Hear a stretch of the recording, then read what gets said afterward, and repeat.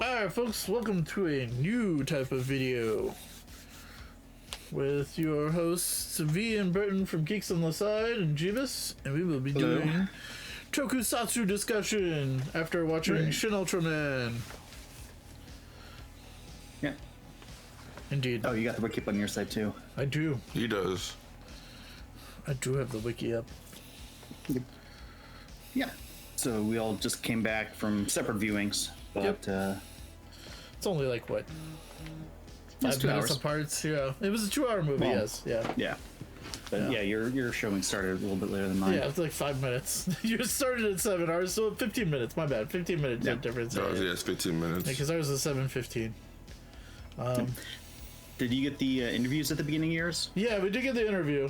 Okay. I do love how the Japanese audience had no reaction to the movie at all, so the director was worried. And then when they came to the America audience, like, he actually got, yeah. You got reactions. As I said, it was during COVID. Like Japanese wrestling is seeing the same thing, where because of their restrictions, there's kind of it's considered a faux pas to make a lot of noise and yell and cheer and laugh and do a lot of things you would just be able to do in public. Yep. So yeah, it's disheartening, but we're Americans, we don't care. Yeah, and then going along the lines of Godzilla or Shin Godzilla, it disregards everything but the first iteration of the series. It's kind of like a remake. It takes the original incarnation and it updates it, preserving its themes and putting it in a modern setting. Yep. Which speaking of updating, one of the things I also want to bring up with the interview is I was laughing because the whole thing starts off just like the original Ultraman series does, where it has the distorted Ultra Q logo warping into place, and then it jumps, and it's like, oh, Shin Ultraman interviews. Yep. I also love that after the interview, they do the whole Shin Godzilla thing. Yeah, I saw. Yeah. To start the movie, yeah. Yep. So as soon as you start the movie, it says Shin Godzilla, and then cuts to Shin Ultraman. I was like, yes. Yeah, it's in the same theme, because it's the same Hideaki Anno wrote both movies. He co-directed Shin Godzilla with Shinji Higuchi, who is the director of this movie. So it's the same creative team. So it's just like Ultra Q went into Ultraman, Shin Godzilla's team went and then did Shin Ultraman. Yep. Yeah, it was. I laughed out loud there. But yeah, I do love the fact that they did reference a lot of the monsters from Ultra Q. They mentioned the what was it called? Gomez. Yeah, Gomez was the first one. Yeah, which again, kind of like another nod because the original Ultraman series borrowed a lot of Godzilla suits. Gomez, at the very beginning of this movie, is basically like an altered model of Shin Godzilla from the previous movie. So, I thought that too. Yeah. I also love. They went through like the first 4 kaijus. The CGI was a little cartoony at the beginning. I did catch that with certain monsters. It looked a little bit off on some of the monsters. It looked kind of off, but... Oh god, what was his name? The electric one. Yeah, the electric one. God, where is it at? I gotta find it in the wiki. Not Pagos. Pagos was the... Naranga? That might be it. Yeah, I think it seemed like it was a conscious decision because their CG was updating a whole bunch of classic 70s style monsters and people in costumes. So, like... I think it might be Naranga. Yeah, it's Naranga. Yeah. Yeah. If they went too photorealistic, then it looks kind of weird and out of place, but kind of keeping it in that kind of schlocky, kind of cartoony, it makes it look odd when you're putting it in the realistic background. But I mean, they did do the Mammoth Flower well. They did Pelagia Nice, which was that ice penguin. Was Gomez? Gomez, was the Godzilla looking like one. Which is, why I love the fact that when they did that, the Shin Godzilla intro, it cuts to the eye for that, because it's a Godzilla suit once again. Yep. Yeah. Like the entire beginning of the movie, and this is actually something when I went from Ultra Q to Ultraman that I kind of made in my head canon because the original Ultra Q is has a group like a reporter and pilots and people just investigating odd monster sightings and stuff. And they report it back to the scientist guy. So like in my head, like that was the foundation for what eventually became the SSSP. Yeah. So here they basically explain that. It's just like little by little these monsters from Ultra Q popped up. Humanity dealt with them, and then as they got better in dealing with them and their technology advanced, then they got the SSSP together to actually more formally address them. Yep. S-Class Species Suppression Protocol. Yeah, S-Class Species Suppression Protocol. I do actually like how that this movie does kind of do that whole Godzilla thing. Like, what would humans do if actual monsters started to show up like this, and they built a team and developed a team to actually take them down, study them. About it. Yeah. Just like in Shin Godzilla, the answer is usually international or other countries are going to want to abuse it for power and try and step all over the Japanese to take advantage of what's there. And yeah, this is another one from Ultra Q, but they gave it a different name in Goga. Yeah, because it was Goga and Ultra Q. I knew the snail was one from Ultra Q, but they gave it Kagil in Shin Ultraman. I don't know why they changed the name there.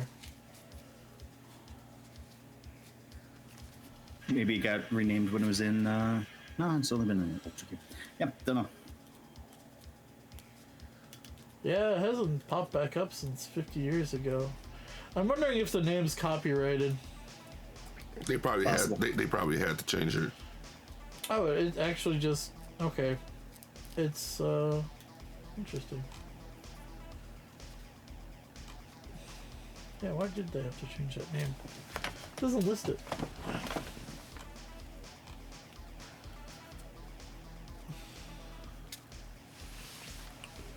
With his first appearance in over 50 years. Yeah, and then Pogos, if I recall correctly. That one. Yep, another one from Ultra Q.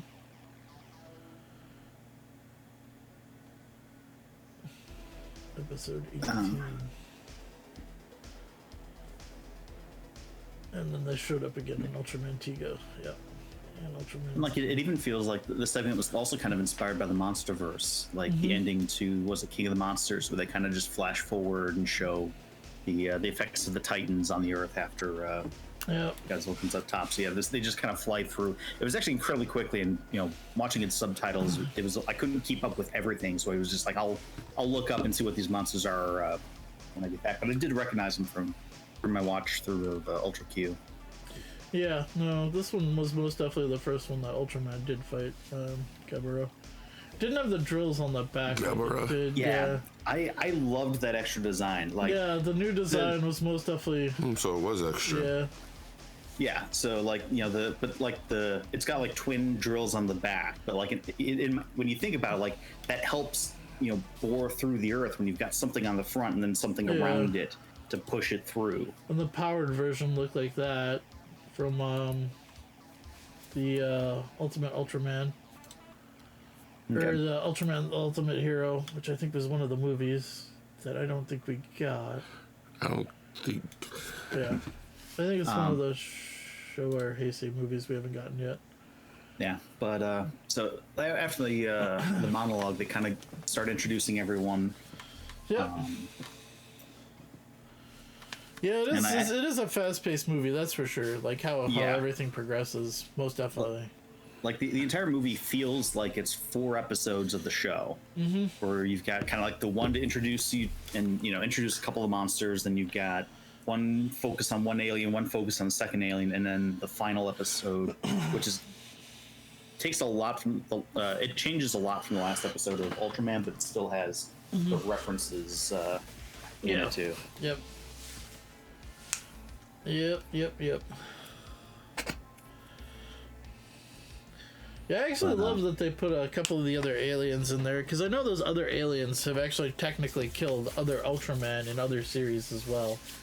So like I was like, oh look, we put all the high-powered freaking aliens that essentially kill different Ultramen. Because I know Zarab, kills one. Mephiles kills another, and then Zeton essentially kills the first one from the original first series. Yeah, so like the overarching story is essentially the monsters come up, Ultraman comes in, and much like in the original series, he inhabits the body of a guy in the SSSP. In this movie, it's Shinji. All the characters in this are new as well. They're not reusing. Oh yeah, no, they're all new. Yep. They're not reusing any of the characters from the original show, any surnames or anything like that. But in this one, Shinji Kaminaga is the guy who's injured, saving a kid. So after Ultraman destroys the monster, he jumps in, and from there, other extraterrestrials from the original series are coming down, and most of them are trying to conquer Earth, or at least not even conquer, but like place themselves as Earth's like owner in a way, or allies, just kind of trying to weasel the way in. Kind of with the amount of monsters and aliens coming in, humans can't really do anything. You kind of see that through the movie too, where like the more Ultraman is trying to save them, the less they're trying to. It's like in the original series, a lot of the time the SSSP would work with Ultraman, kind of give him a key thing that he needs to destroy the monster of the day. But here it's like the more Ultraman does for them, the less they try to solve everything and fight back. And that's where these aliens are coming down. It's like, oh, by the way, I can give you the means to defend yourselves, and you don't have to rely on Ultraman. But at the same time, they want to rely still on put Ultraman. Pressure on. They want the humans to rely on them. Zarab and Mephiles. Zarab kind of comes down and also tries to throw their political systems in, so they're too busy fighting each other to fight him. Yep.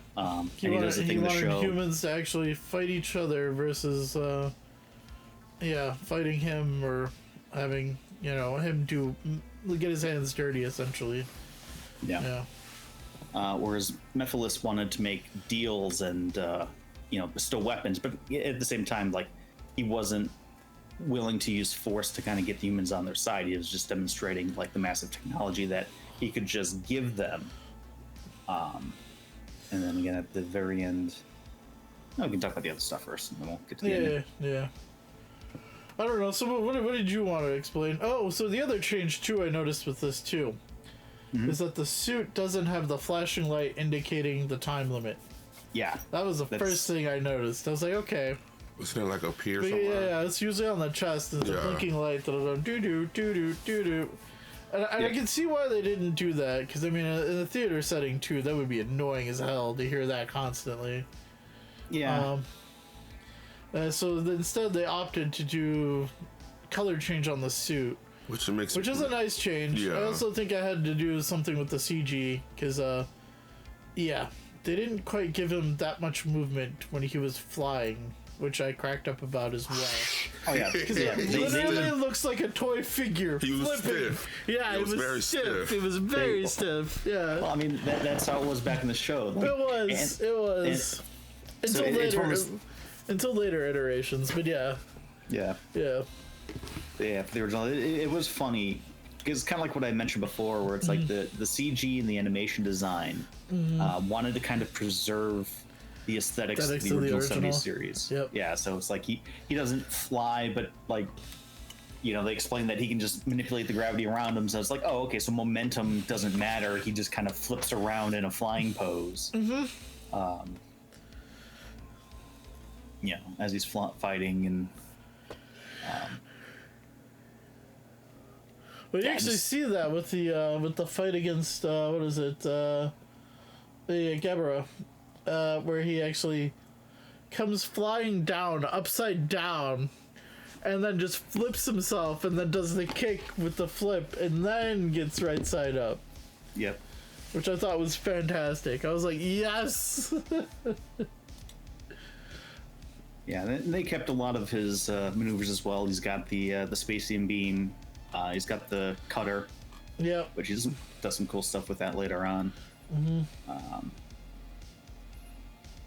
Yeah, the beginning is just kind of him fighting the monsters. You got the SSSP team on the Trying team. to figure out who he is. Yeah. Yeah, like they start unsure of what to do about him because, you know, this organization's been able to take down some monsters. So as they're trying to analyze and figure out, what's his face? Who was first? Naranga. Yeah. So you know they're evacuating stuff. They're cutting out the power. They're trying to just kind of track him down. And then Ultraman just kind of pops down. And that was the thing too. Is you know you could tell this was like his first time coming in. Because he didn't have like the red marks, you know. Yep. Shinji was separated, and then Ultraman just comes down, shoots him, shoots Naranga with the beam, and that's it. Completely silver as well. So Yeah. Yep. That's So why. yeah. I was gonna say that's why I thought I was like, okay, is this a different one? Are they introducing Zoffy? Because I remember Zoffy had a different design for this movie, but I wasn't sure. What it was they until made Zoffy blue. No, it was black and gold. Was it black and gold? He was black and gold. Okay. Just looked blue to me on the TV, the monitor screen there. Yeah.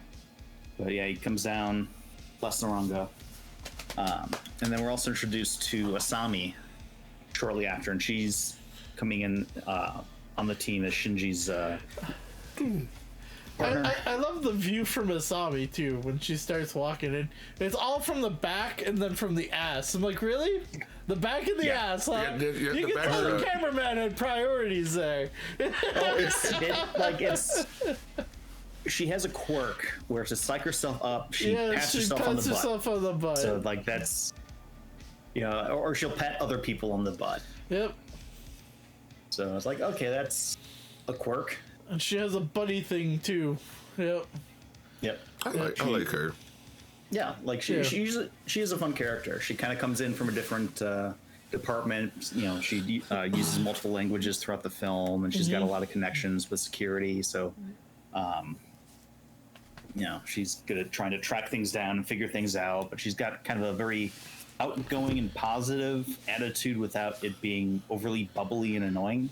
Well, Shinji's also got an interesting background. They don't go much into it, but like his entire team that he still works with, kind of like in the movie where they do everything like all in the shadows, no paper trail. They do everything old school, you know, like there's no cell phones. Everything's just, you know, it's. I'm like, wow. Predates. It comes in handy because when Zarab pops in, because he's able to essentially manipulate technology and wipe stuff and everything, and you know, read electronic communications, like you do it all analog, and you can keep it secret from them.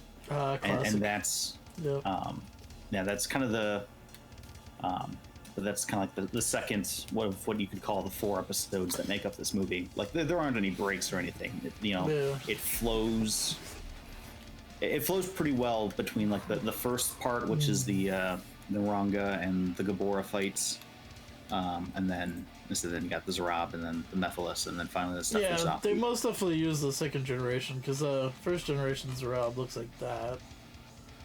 Yeah. Yeah, and then the Heisei one looks a little more like the one from the movie, like that. Yeah. And they did use them in the Mobius movie in the 8 Ultra Brothers, so I did actually see that one.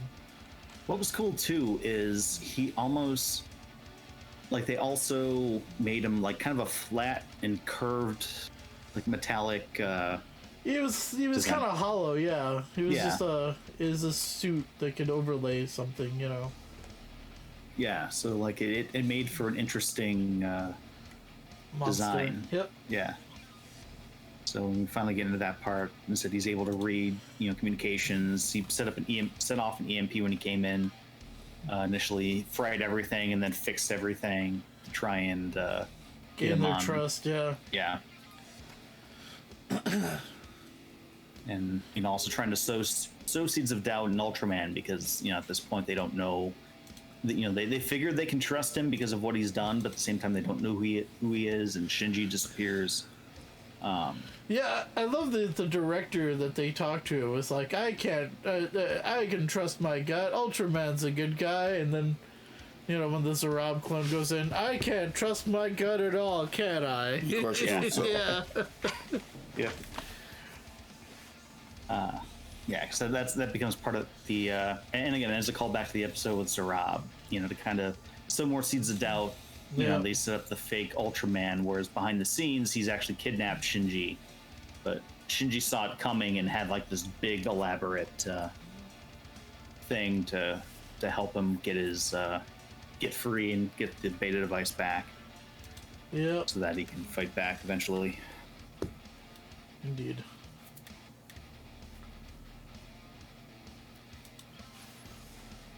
So I was gonna say, what questions did you actually have that you would look up on the wiki? Part of it was, because I couldn't remember all the original cast names, so I was wondering if there were any callbacks to any of the original SSSP. But so I kind of flipped through, compared the two. Don't think there was. Yeah. No. And then there was also. And again, I was looking into some of the stuff for the monsters because I was trying to remember the actual episodes that they popped up in, and saw how there was things were very similar to the original appearances when they popped up, except for Zeton and Zafi at the end. Yeah. It's like both of those characters did appear in the final episode of Ultraman, and some things in that episode do go according to how it was, but their actual backgrounds and everything. And that was the other thing too. While we're kind of, in terms of things they've added that is missing, we actually have a proper name for the original Ultraman. Because all the other ones, you got Ace and Decker and yeah, that's right. This movie did actually mention his name, his actual Lipia. Yep. So I was curious if that was referenced in anything else, because he was just Ultraman when he came out, because I never figured it would go quite like this. Like Ultra 7, I'm trying to remember the original. Well, Ultra 7's got Zafi in it because he was the leader. Right. But what I was saying though is like Ultra 7 was designed as something different than what it became. So the idea of building out the people from the planet of light and giving them all unique names kind of started after the original series, and I don't know if anyone's ever gone back and said, oh, by the way, the original Ultraman's name is this, so that we can differentiate them in discussions of. Okay, so she was the one there. Okay, Ultra King. Yeah, I don't think they actually ever. Yeah, no, they never gave his name. Like, these are from the anime. These are the second Ultras they introduced later.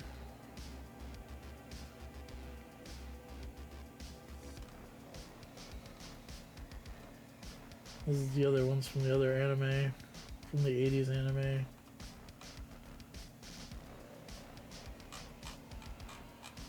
At least that's all from the show era.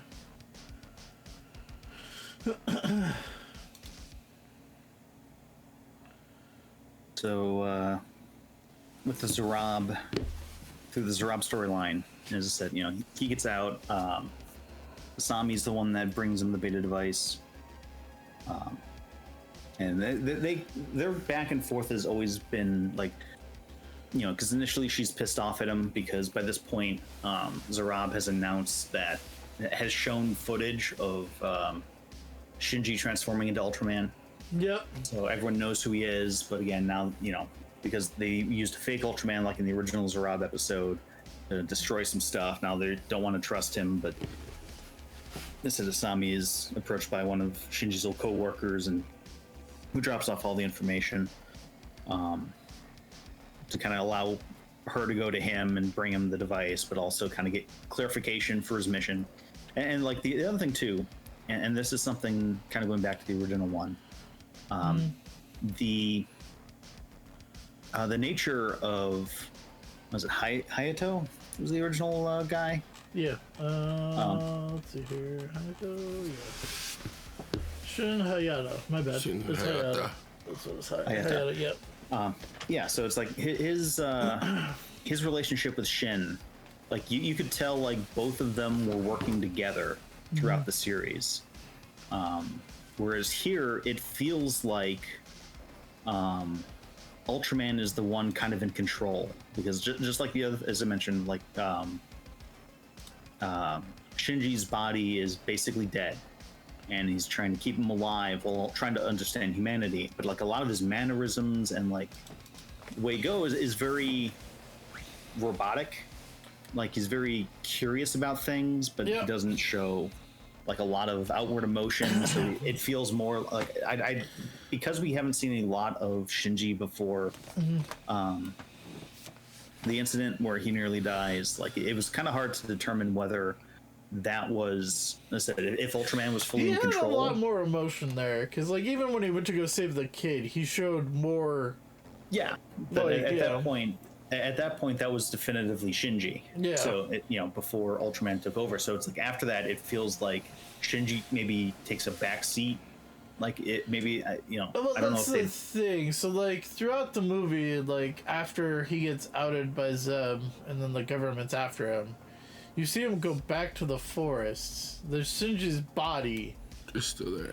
Is actually there, like literally dead, like you said, because it's pale. Yeah. And then Ultraman's there. So I mean, before in the original Ultraman, they fused together, and the Ultraman would lose his body, and then inhabit the human body, but then he'd have the powers that way. So with this one, I think what actually happened is that when he landed, he was still alien form. Then when he defeated the alien, he went back and saw that he killed Shinji, or Shinji was in a critical state, and then just kind of had Shinji use his body. Yeah. So because at the end there, you see Shinji's body kind of disappears. Yeah, it disappears. So it's like, I think Shinji's body actually got disintegrated. Again, he's the bodies merged together. Whether that was a mental reaction or if, that was him remembering what he looked at like in that spot. Like his body is still active, but in terms of the person in control, I don't know if we actually get anything from Shinji after that point. No, we don't. It's all point, Ultraman. Yeah, it's literally Ultra, or what's his name again? What's his the Lipia. Lipia. So it's Lipia in control, because like when you see him go back to the desk after the first monster fight, he's literally got books upon books upon books. Yeah. So you can tell he's trying to learn about human culture, because he can't pull anything from Shinji's memories. Yeah, and which is strange. Which is the other thing I thought that was weird too. Yeah, because at the end when he's talking with Zafi about it, it's like he wants to try and restore Shinji back. But like as I said, like we haven't seen or heard anything from Shinji. I don't know if the scenes in the woods were supposed to be like him, Lipia talking with Shinji, or like how that dynamic really worked. Because it seemed a bit more clear in the original series where Shin was in control of human form and was able to transform and work with Ultraman. I think there were even points where they were talking with each other. Yeah, they were. So it's like it was the two people sharing a body situation, as opposed to this, where it feels more like Lipia is just kind of in control, using the body as a cover. Kind of like I was thinking initially, like kind of like Ultra 7. But Ultra 7, if I remember correctly, the human body he's using is just an artificial one, so he can be among humans. Yeah, it's not like it's not like he took someone's dead body or something like that. Yep, I believe that is correct. It's been a while. Let's take a look. I believe it was artificial.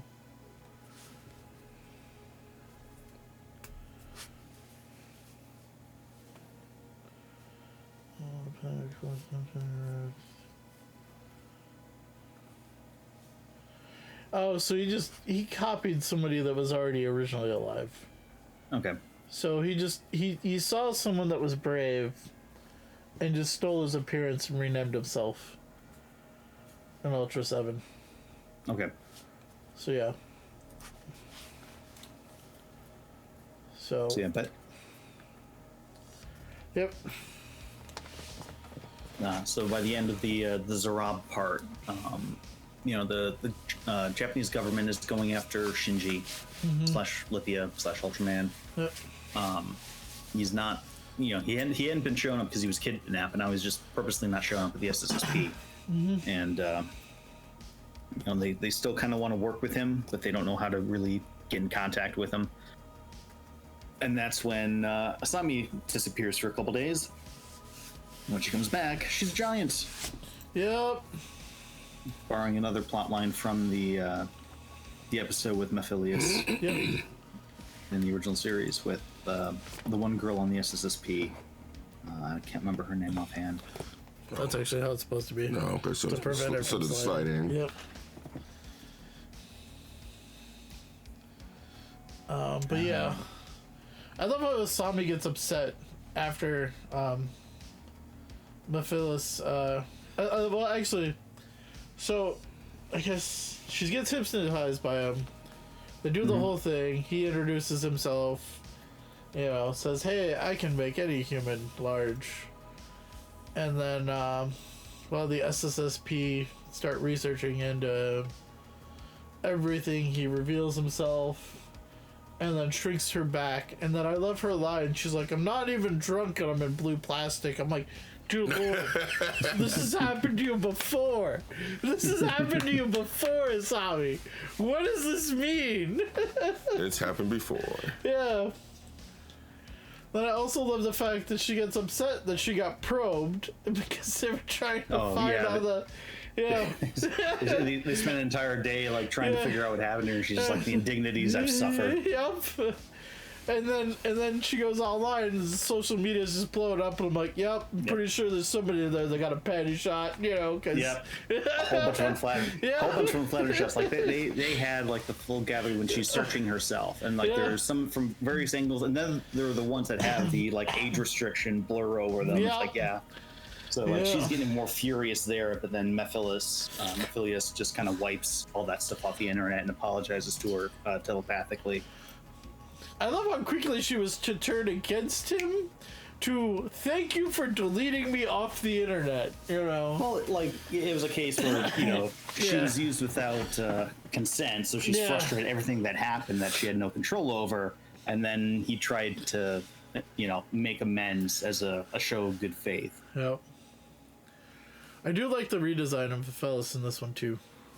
That was nice. Because, the original doesn't look that, let's see here, where's he at? Here we go. My fellas. Yeah, that's the way he's a little fat there. I mean, the face is still kind of the same. He was slender. Yeah. Yeah. Yeah. He was a lot more like Ultraman. He was. A similar build, so when the two of them were fighting each other, they were on a very even keel. Keel, yep. The other thing I forgot to take a look at, I was curious because they do a lot to tie together the technologies and the methodologies of the different alien races here. So you got the Zarab, who knew of Ultraman and their code of non-interference. Yeah. Same thing with Mephilius, who I think it's because they're both pretty it's the original SSSP. Yeah, they most definitely didn't have Oh, that was the other thing I noticed too, that it was almost the same design too as the original SSSP. I just noticed that. Because here's the original design from the thing, because it was the star with the little arrow thing after it. Which they kind of did that. Yeah, it was a shooting star type thing, yeah. Yeah, that was their badge, and then they had the little mascot plushie. Yep.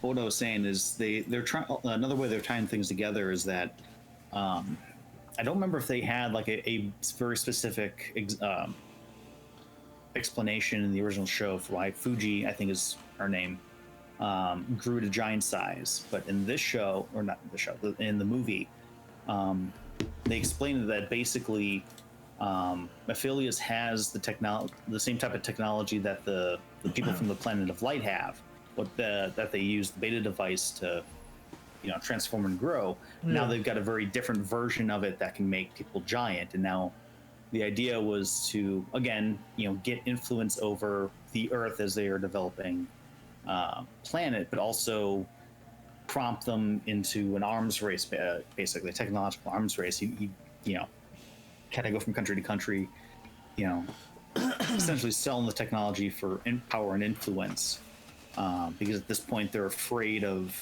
Ultraman and the monsters and everything, and they want an easy out. Yep. Just reminds me of the whole Superman thing, where it's just like, oh man, like we've got this super-powered alien that protects us, but oh man, what if he turns against us? Exactly. It's like we need countermeasures. And again, by this point, the SSP, like they're coming up with strategies, but a lot of the strategies kind of boil down to depending on Ultraman. Oh, and Fuji got large because Mephiles did that in the original one. Yeah. He did it, but he didn't explain how he did it. Yeah. I don't remember him explaining it at the very least. So, but like here, they actually give an explanation. They introduce a larger beta device that is supposed to, again, kind of prompt conflict and give humans confidence that they can, deal with all these different problems. They also revealed that he's the one that's kind of been setting them up to be afraid and be more easily manipulated by awakening. Ultraman kind of accuses him of awakening the monsters and everything, but Mephiles just kind of goes back. He's like, no, it's their expansion that's awakening monsters, and they just can't deal with it, and you're cleaning up after them. So there's a lot of discussions between, do you interact with, people that are beneath you, or do you let them do their own thing? A lot of discussions.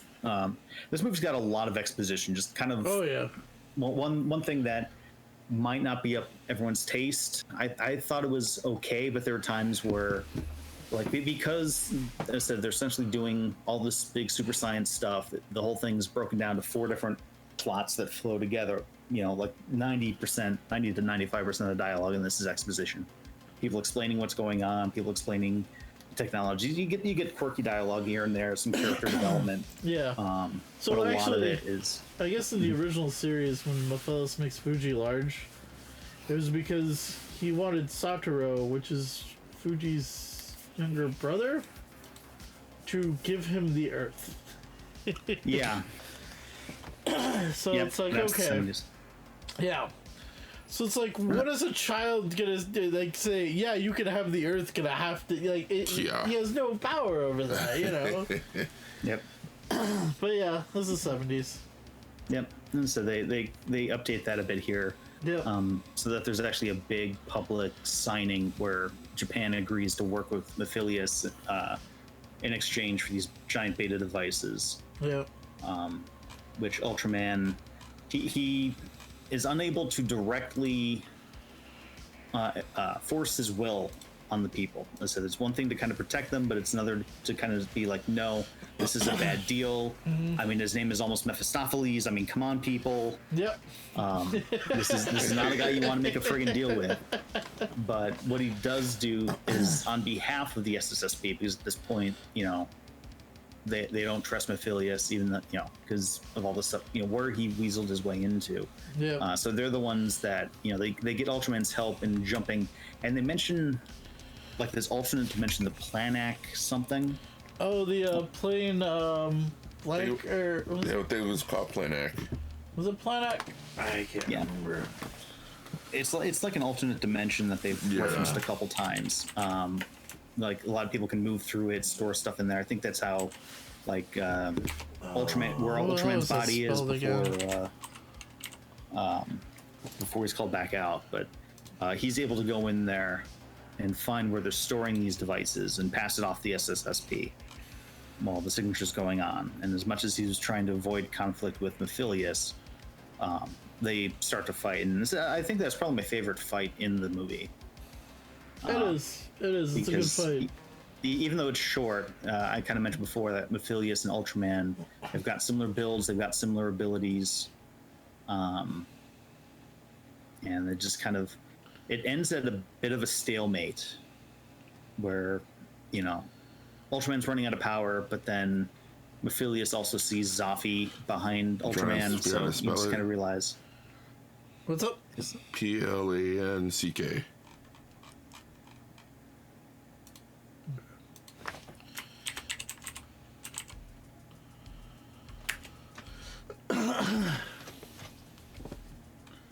It doesn't pop up. Yeah, that might be something that's just new to Shin Ultraman. It might be new because there wasn't really much for that.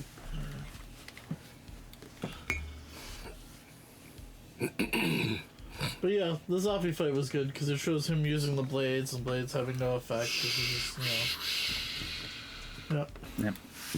Then Beam Clash. Yep. Nice Dragon Ball Z style Beam Clash. Yep. But yeah, and then not wanting to, or maybe even understanding what Zafi's presence meant, Mephilius is like, you know what, I'm out, you can have the Earth, people can do whatever, but just be warned that there are other planets that have their eyes on them, and they're going to be wanting to come in and take over and control the humanity's path. Yep. Which kind of leads to the, and again, with Zafi's appearance, it leads to the final, essentially the final storyline, where Zafi, at this point, is afraid. He, having watched, I don't know if he was behind this or like in the background of any of the other fights or anything. That's what I thought. He was blue. Yeah, that's exactly how Zafi looked in the movie. He's got the blue hue instead of the red. Why do you see blue? It looks Black blue to me. Are we doing that dress color Please don't do debate right now? Or... I don't want to go through that again. or it's blue and gold for you, but it's black and gold for everyone else. It looks blue to me because it's dark enough that it's in the way the light hits it too.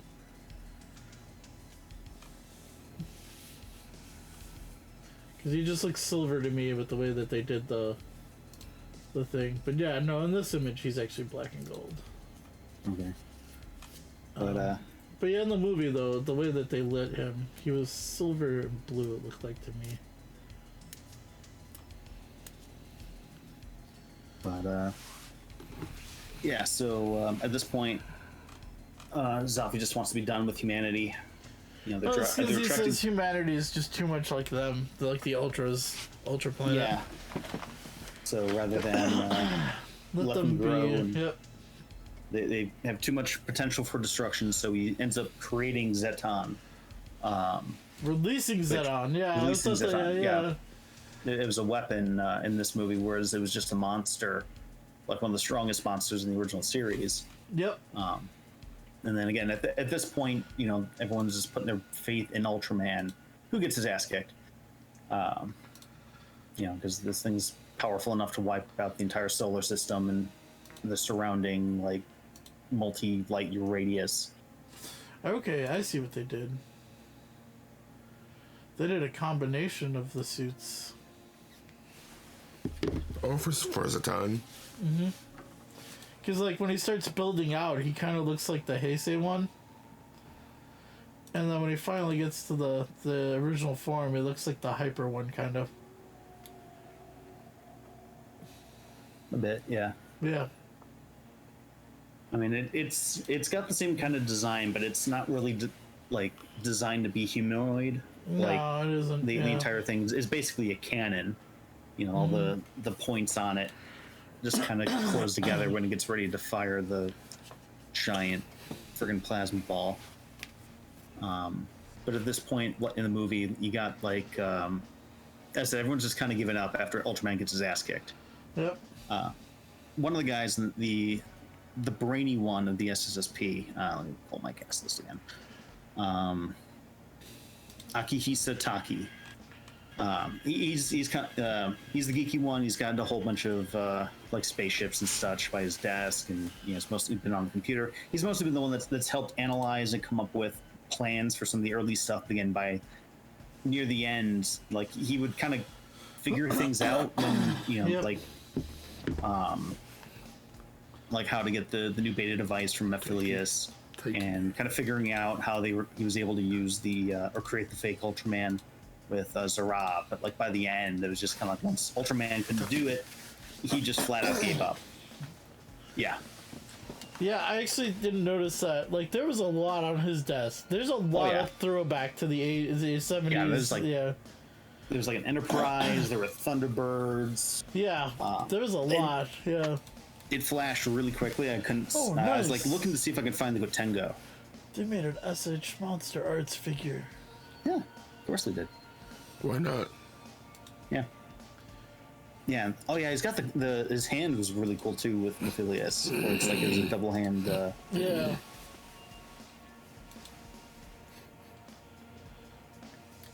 Gotta love that 80s. Okay, it's going through different pictures for different series at that point. But yeah, no, most definitely. I love when they had the PSVR helmet on because everybody in the fucking theater is like, "Oh look, it's PSVR!" You know. I was looking at things like, why does that headset look so familiar? Oh wait, I've got one of those. Yeah. For a video conference call. Yeah, I was like, this is how they do the virtual conference call for him to figure out the equation. Yeah. So basically, before he went to and got his ass kicked, he left a drive for Taki when he came back to kind of get his faith back in, and what it did is it instead of giving him an answer, he gave him the technology, all the theories behind the beta devices. Yep. So he was able to essentially learn and create a new, essentially modify the Ultraman's beta device, so that it could essentially create a black hole and suck Zeton into it. Yep.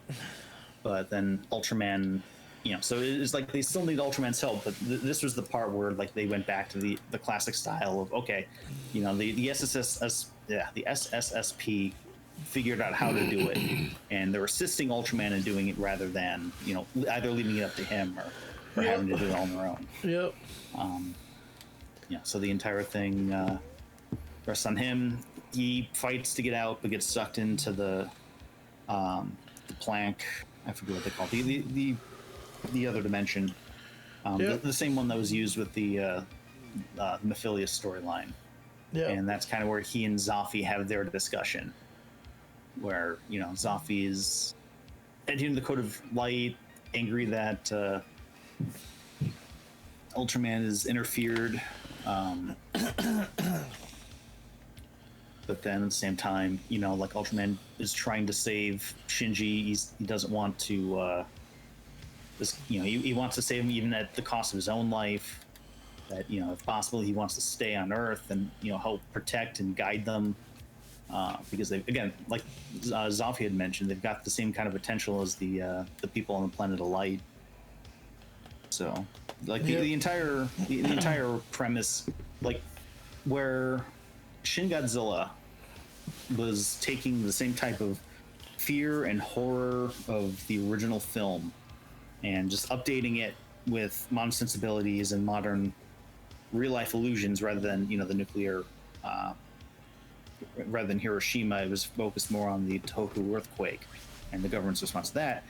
Shin Ultraman is focusing on like the original premises of hope, looking to the future, trusting in people, and doing what's right, and updating it for now. It's like even while all the countries had it out for Ultraman, Ultraman still had hope in people, and that faith was rewarded when you got Asami and Taki and the rest of the SSSP to help him out and try to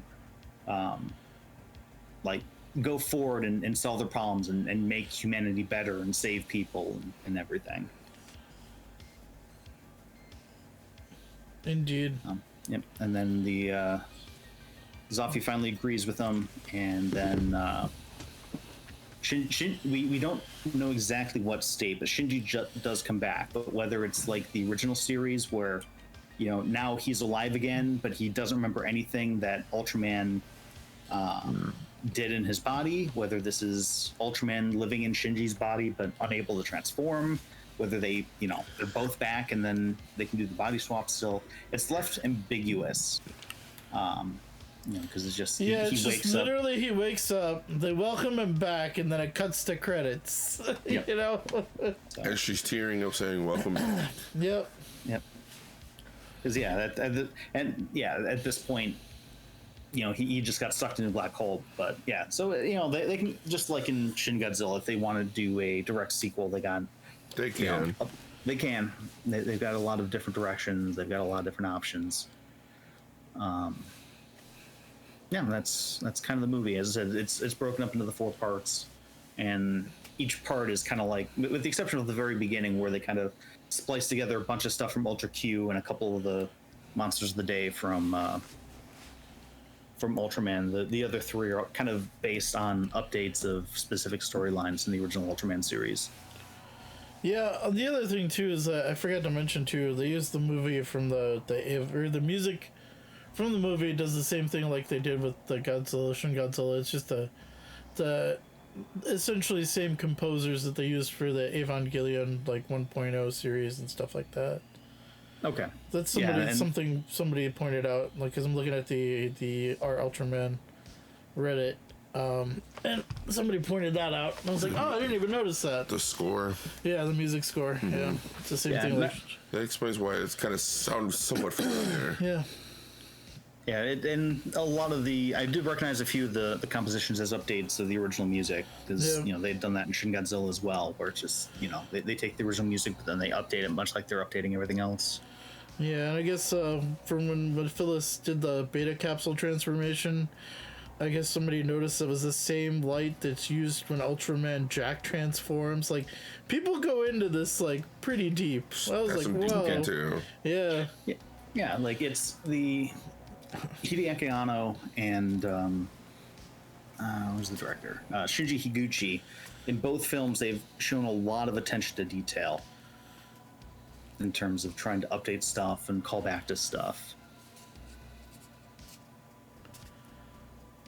Yep. And even like they do the classic style, you know, constant zoom into, you know, picture or figure or something with his fists up, whereas like the rest of the movie they use a lot of CG effects to show what it might actually look like if we saw it in real time.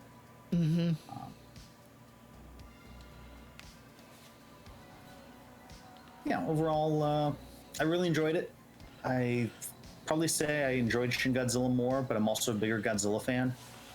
Yeah, I mean, kind of, it does what it says on the tin. Yeah. The action scenes are pretty cool. As I said, like some of the cutting and some of the exposition scenes, I know they wanted to make them feel less dull. So like you'll get instances where they'll show someone's face, they'll say a line or two, then I'll cut to someone else's face who's gonna say a line or two, and like it doesn't feel like it flows great. But other than that, yeah, that's the thing. I do feel like the movie should have been longer than 2 hours, but I think they cut it down to 2 hours just because they probably want to do a little bit more on this if they do a sequel. Hey, I mean, there are a couple things. It's supposed to cut into the Shin Ultraman for Netflix, isn't it? Aren't they doing a series on Netflix? Yeah, I don't know. According to the wiki, Shin Ultra fights Ultraman Netflix.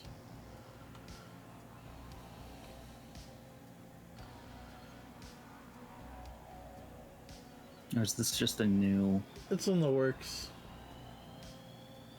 Yeah, because I know they've got the series on Netflix. There's 2 seasons, so they out on Netflix. Yeah, so I don't know if they're working on that, because we know they're working on Shin Kamen Rider right now. They've got a music video for it, or an opening video for it. That's probably for the Netflix one. Yeah, this is the Netflix one. Yeah. Because it's done by Surabaya Productions, as well as it was Industrial Light and Magic. Yeah, but what I'm saying though is I don't know if it's got any of the staff. No, it doesn't have the actual staff. Actually, scroll up a bit. Is that an English staff? Yeah, it's an English staff that's working on this too. Yeah. So they're licensing it and producing their own thing. So it's probably gonna be completely separate. Excuse me. Probably shouldn't play it.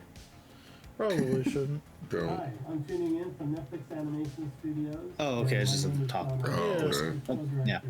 Of the new CG animated feature, Ultraman. Ultraman means the world to me. As a filmmaker, everywhere. Yeah, I imagine it'll pork pot stickers if you guys want it. Alright. But yeah. Huh? No, I was just you're talking talking. about sister. But yeah, I mean, it's good. I want to see what they go next with this. I mean, they will probably make their own series to spin off of it. I don't think they will. I think these are one shots. I said we've seen the two of them. I said they did the Shin Godzilla. They left it open for something, but then they moved on to Shin Ultraman. They left it open for something, but now they moved on to Shin Kamen Rider. Yeah. So I don't know if.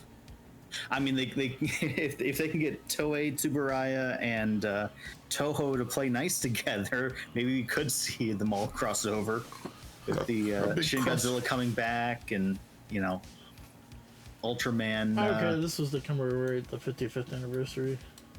Yeah.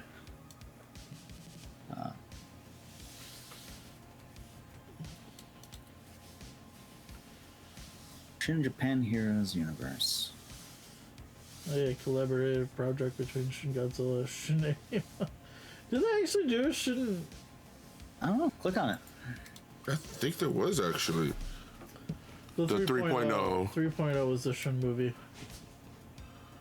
Huh.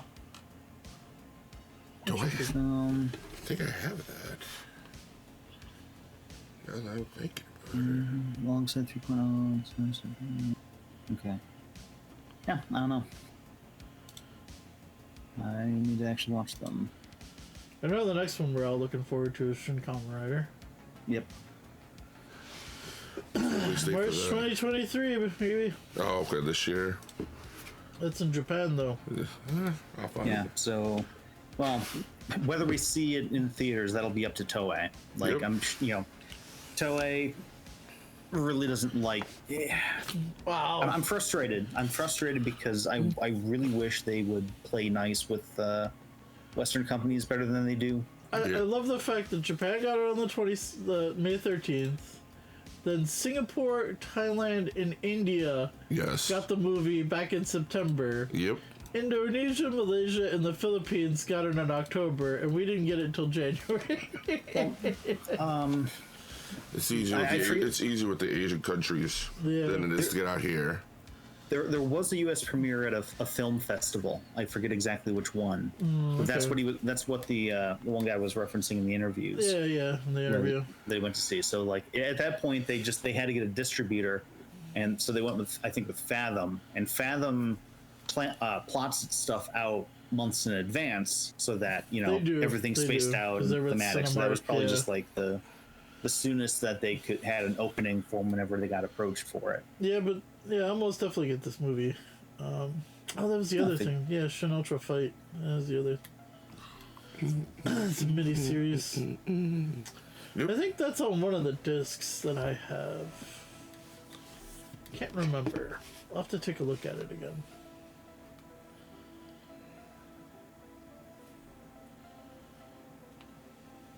Oh, look, it actually breaks down for.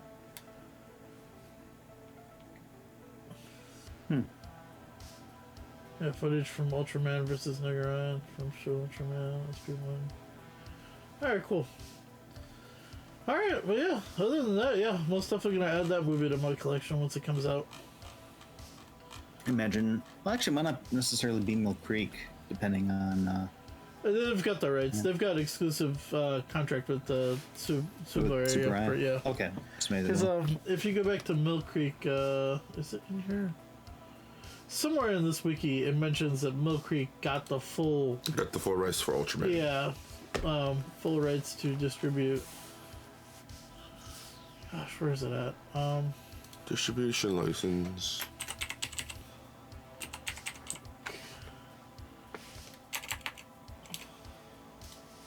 Mill Creek Entertainment.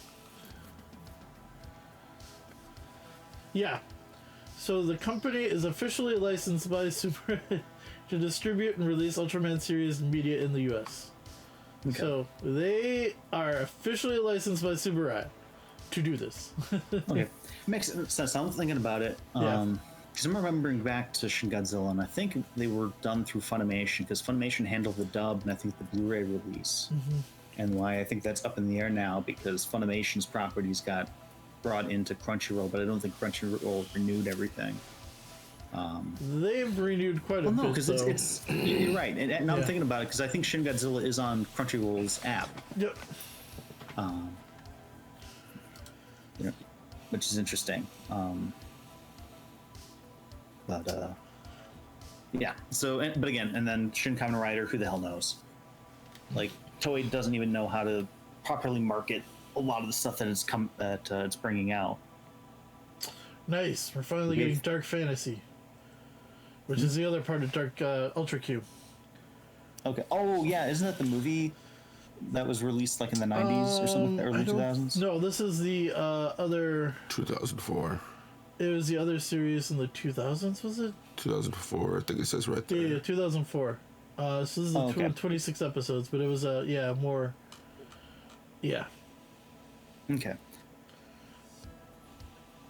Yeah, because there's It was the a second series. throwback to like, I think it was like An homage to the original. The what anniversary? This 25-year-old anniversary, wasn't it? I don't remember. No, it would have been like 30 or something. Yeah, 30. Yeah. Yeah, but it's a throwback to that because it does have the three different characters there. But yeah, so that was the other Ultra Q series I was missing, because I've got Ultra Q, then I've got the new Ultra Q because they put that one out too. Neo Ultra Q, that's what it was. And then Ultraman towards the... Okay, here's the Ultimate Heroes. That's next on the list then of stuff they're bringing out. The Ultimate Heroes? Yeah. So this is the one where he fights, powered up versions of all of them. This is another one that I thought they would have tossed in there, because this is another one that actually ends up killing a lot of Ultramen too. Bolton. Yep. Bolton kills quite a few. I mean, footage or source stuff for all the stuff that they want to do with it, but I think the length was good enough. I think if it was any longer, it would have felt like it was dragging on, because at the very least, like the overall plot of humanity starting to get on its feet and figure things out, then getting exploited by two different alien races, and then the big finale. I think was decent enough pacing. Cool.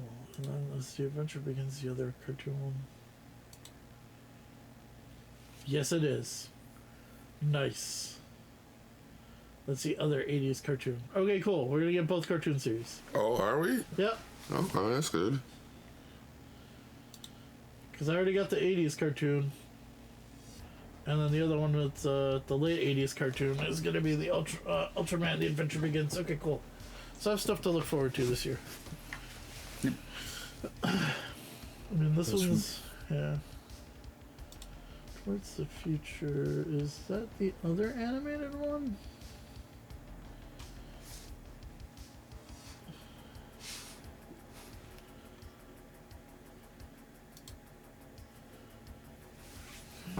It doesn't look like it.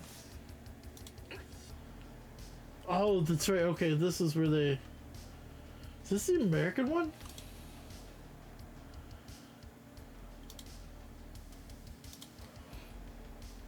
This is the American one. When they try to do it in America? Yeah, this is the, Yeah. Okay.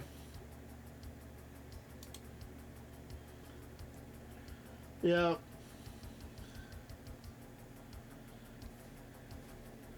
Yeah, okay. I was wondering about that. Yeah, 92 to 95. This is the American one that came out along with before Power Rangers. What's the production company of this one? This one was South Australian Film Corporation. Okay. Wasn't sure if it was by someone that eventually went in What's Saban? worked for Saban. No. It only lasted 13 episodes. It had plans to do a season 2, but got canceled.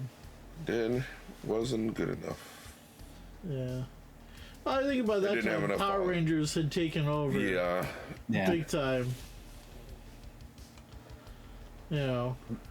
Then everyone was trying to get... I actually have the toys from this series. Like that one toy set. That's this vehicle right here. The Hummer. Yeah. That's sitting in the box that's above my display case. Yeah, so I have figures from that series, so... Yep. But yeah, I mean... We'll see how this discussion thing goes. Maybe we'll see some other stuff and start discussing it too. It all depends. We gotta plan it out.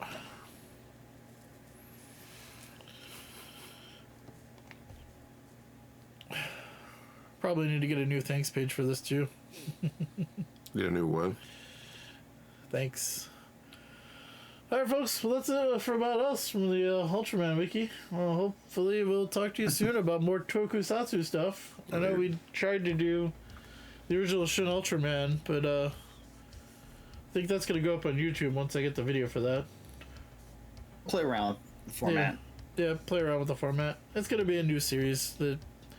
You'll probably get videos every now and again for this. Alright folks, we'll catch you later. Take care.